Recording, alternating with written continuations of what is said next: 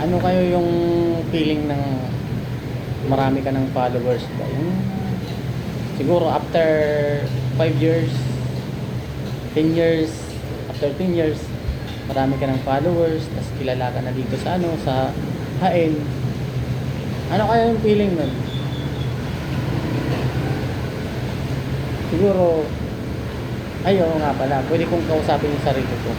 Bale, ikaw na off-road, na rider na laging off-road, na ngayon, ano yung feeling na andyan ka na? At saka successful ka na ba? Di ba? Malay lang natin. Sana i-react mo to after 5 to 10 years. I-react mo to. Kasi ako dito,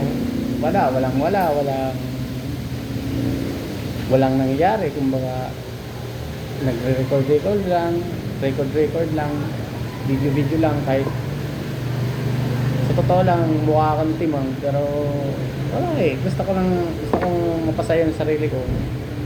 Wala naman ako ibang gagawin eh. Siyempre nagdadahan-dahan naman din tayo sa ano, sa bisyo, kaya ano na lang, ganito na lang gagawin ko, record na lang. Sana ikaw sa sitwasyon mo na yan, ganun ka pa rin, humble ka pa rin, hindi ka masyadong hambog sa kung anong meron ka. Mag-ingat ka lagi. Tapos lahat ng mga nagmamahal sa'yo, huwag mo kakalimutan. Lahat ng mga kakilala mo, balikan mo, makipag-inuman ka. Oo, balikan mo, makipag-inuman ka. Tapos ayain mo sila. Kung sakasakali may mga best friend ka na may mga asawa, puntahan mo. Tapos anuhan mo, ayain mo makipag-inuman kasama yung asawa nila. Tapos bigyan mo ng pera yung mga asawa nila na baka po pwede naman kayo sumama, pero bibigyan ko kayo ng pera. Parang ganun ba? Sana mangyari yung ganon. At saka kung andyan ka na sa sitwasyon na yun, gawin mo yung ganyan.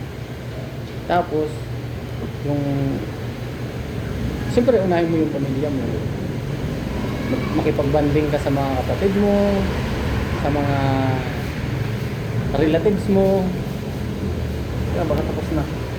Makipagbanding ka doon, unahin mo sila. Pagkatapos pangalawa na yung mga best friend mo, mga kaibigan mo, yun yung anuhin mo. Tapos pag meron ka pera, bigyan mo sila. Tapos lahat ng mga relatives mo, papuntahin mo ng Leyte. Ipakita mo kung gaano kaganda yung Leyte, di ba? Ewan ko kung ano ng pangalan mo sa 10 years na yan. Nasa siguro, kasi alam mo naman natin ngayon, rider na laging off-road ka lang. Siguro sana iba na, hindi ko alam kung ano yung pangalan mo sa 10 years na yan. Kasi alam ko babaguhin mo to eh, hindi ka na rider eh. Malay lang natin.